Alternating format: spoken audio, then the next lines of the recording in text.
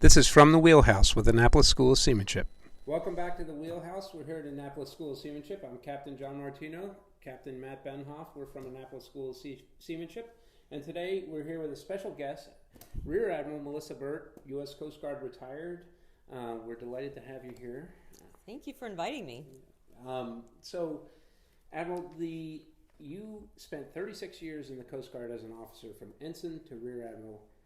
And in that time, you started out as a Coast Guard deck officer, and you finished up your last job as the Judge Advocate General and the Chief Counsel for the Coast Guard. That's right.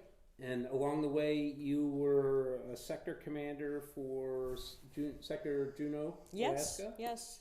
And Matt, we like to watch Deadliest Catch sometimes. We've been at boat shows with those guys. Yep. So that was happening there. Cruise ships. It's busy. It's a busy place, surprisingly. So a little less recreational boating than here? A lot less. A lot of fishing boats. Really. Fishing boats. That was the main. Commerce there. I've been up there, and it's gorgeous. You also have a lot of bald eagles flying around up there, and you lose sort of your fascination with bald eagles when you see them eating out of a trash dumpster. Yeah, but that's less majestic. Well, they've come back around here too. Maybe maybe that'll be something we talk about at some point. Not boating related, I guess. Quite a few of them now. Yeah. So today our topic is boardings. When law enforcement boards your boat, and we are really lucky to have this group together today because Matt, when you were in the Coast Guard, you did boardings. I was a boarding officer, so we did recreational boardings and we did commercial boardings on where I was a lot of lobstermen. And Melissa, you obviously were in charge of all these boarding teams as a sector, and you were an attorney for the Coast Guard, and so when you were doing your legal work, you saw it from the other end of the legal experience, so to speak, right? well, I saw it from different perspectives. That's right. I did go to boarding officer training on the first cutter I served aboard. We didn't do a lot of law enforcement, but it was good to have the training. And then later on, as I was, a junior attorney, I was involved with looking at law enforcement issues. So most of those were in the deep Caribbean, issues with illicit trafficking and international agreements to allow others to board, allow Coast Guard to board their vessels. But then as I became more senior, obviously as the operational commander, I didn't use my legal, I had a lawyer.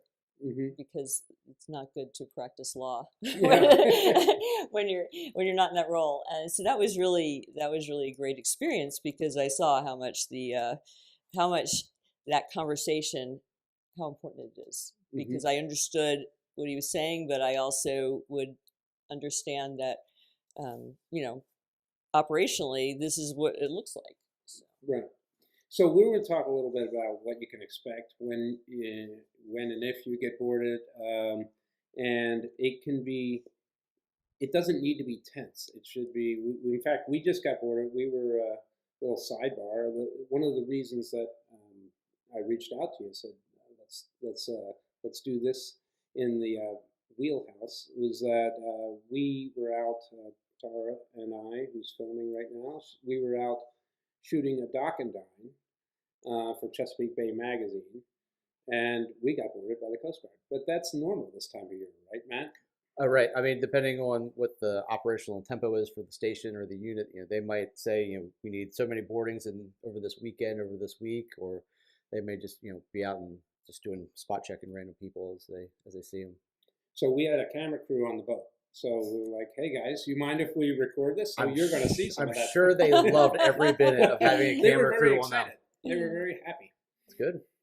But they were extremely professional. It was not tense at all. It was very collegial, and they went through everything on the boat, made sure we were on a Freedom Boat Club boat. Everything was squared away, and we had everything we needed. But since that boarding, I believe our school boats all of them have been boarded, sometimes more than once. Yes, every one of them has been boarded now. Wow. So Go Coast Guard. we well, this time of year we find that there's a lot of boardings because everybody has to get into the habit of it. And this is when I think that they want to make sure that when you put the boat back in the water, you have all the safety equipment aboard. Exactly. Now we're not going to cover that safety equipment. We covered that in with Todd Lochner in May 1st. It was get your boat ready. So we covered what was supposed to be on board. The specifics of everything that you should have on board, but I think just as a whole, that was one reason why Coast Guard would make a stop, is just to make sure you had all that equipment on board. Right. So if anybody's looking for that information, go back and look at the May 1st Get Your Boat Ready podcast. Admiral, I would like to kind of frame the conversation a little bit, because I don't know that everybody understands the difference between being boarded by either state law enforcement or local law enforcement versus being boarded by the Coast Guard. And there's there's overlapping, I think you said, is that the term you use, overlapping For jurisdiction? concurrent or, yeah. Yes. So tell us a little bit about how the Coast Guard boarding, what are the authorities for the Coast Guard to board vessels, both in the U.S., in local waters, in like Maryland waters or Virginia waters, versus even foreign waters? The Coast Guard has very broad authority to conduct exams, inspect, board, conduct law enforcement, just get on board a vessel that's subject to the jurisdiction of the United States, anywhere. And those vessels that are operating, if they're foreign or stateless or regardless, in the territorial seas of the United States, which is 12 miles. And that's federal law enforcement. So any vessel in U.S. waters can be boarded by the Coast Guard, and U.S. vessels in foreign waters can be boarded. Yes, there are countries that require notification that you're in their waters and that you're doing that. The Coast Guard doesn't normally go into the territorial seas of other countries. Okay, I guess but in international waters, the Coast Guard can board any U.S. flag vessel. They can board U.S. flag vessel, any vessel that is stateless, which is to say they're carrying, no evidence that they belong to any state. And when I was they were able to check registries from these countries pretty quickly, so that the Coast Guard would know whether this was a stateless vessel and able to board or not. And I'd say that's a lot of the boardings internationally.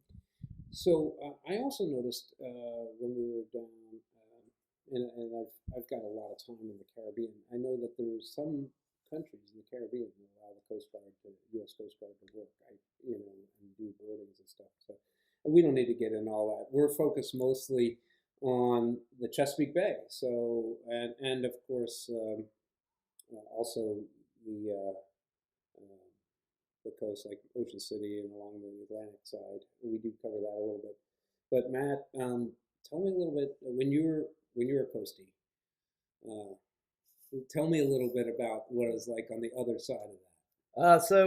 If we were out just doing normal patrol, we kind of split up into, we had vessel safety inspections on recreational vessels, and then we also did the commercial lobster fleet around us. So that's kind of where I drew the line in between. And we would board both in a single day. Sometimes we'd target a little bit more one or the other. We were going out to check lobstermen. But really, there was no rhyme or reason who we stopped. If we saw somebody, we just usually decide, okay, let's check out that boat. If there's any kind of outlying factors that might encourage us to stop a boat more, because say, for instance, there was, 6